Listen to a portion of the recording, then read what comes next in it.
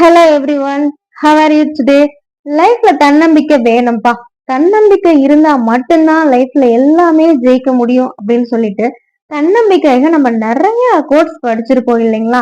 அப்படி தன்னம்பிக்கையை ப்ரூவ் பண்றதுக்காக ஒரு சயின்டிஸ்ட் என்ன பண்ணிருக்கிறாரு அப்படின்னா, ஒரு எலிய தண்ணியில புடிச்சு போட்டிருக்கிறாரு. அந்த எலி எவ்வளவு நேரம் அந்த தண்ணியில டிராவல் பண்ணுது அப்படின்னா, ஒரு 15 நிமிஷம் தாங்க டிராவல் பண்ணுது. அதுக்கப்புறமா அந்த எலி இறந்து போயிடுது. அதுக்கப்புறம் என்ன பண்றாரு அப்படின்னா, இன்னொரு எலிய புடிச்சு தண்ணிக்குள்ள விடுறாரு. அப்படி தண்ணிக்குள்ள விடும் பொழுது அந்த எலிய ஒரு 2 நிமிஷத்துல சடனா கையில தூக்கிடுறாங்க. கொஞ்ச நேரம் கழிச்சு அந்த எலிய மறுபடியும் தண்ணிக்குள்ள விட்டுறாங்க.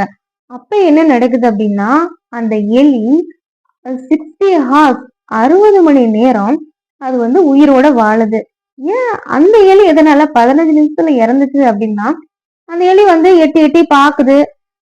முடிஞ்ச அளவுக்கு ட்ரை பண்ணி வெளியே வர பாக்குது. பட் ஒன்னும் நடக்க முடியல அப்படின்ற பட்சத்துல அந்த தன்னம்பிக்கையை அது இழந்துடுது. அந்த எலி நம்ம அவ்வளவுதான், தண்ணியில தான் நம்ம லைஃப் காலி அப்படின்னு சொல்லிட்டு அந்த ஃபர்ஸ்ட் போட்டாங்க இல்லைங்களா அந்த எலி, அது இறந்துடுது. ரெண்டாவது ஒரு எலி என்ன பண்றாங்க அப்படின்னா, அதுக்கு ஒரு ஹோப் கொடுக்குறாங்க. என்னன்னா, அது கையில எடுத்து வெளியில காமிச்சிடுறாங்க இல்லைங்களா? அப்ப அந்த எலி என்ன நினைக்குது அப்படின்னா, சோ கொஞ்ச நேரம் நம்ம தண்ணியில இருப்போம், நம்மள எப்படியும் யாரோ ஒருத்தர் மேல தூக்கிடுவாங்க அப்படின்னு சொல்லி ஒரு ஹோப் அந்த இடத்துல நல்லா ஸ்ட்ராங்கா ரெஜிஸ்டர் ஆயிடுச்சு. ஸோ வாட் ஹேப்பன் நவ், அந்த இடத்துல அந்த எலி இருக்கிற அந்த ஹோப் தான் அத 60 மணி நேரம் உயிர் வாழ வச்சிருக்குதுங்க. இது எவ்வளவு ஒரு சூப்பரான ஆராய்ச்சி தான்.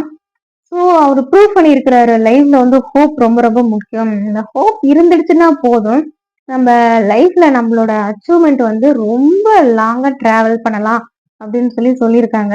ஸோ தன்னம்பிக்கையை மட்டும் இழந்துடாதீங்க. ஹோப் ரொம்ப ரொம்ப முக்கியம். தேங்க்யூ. Thanks a lot.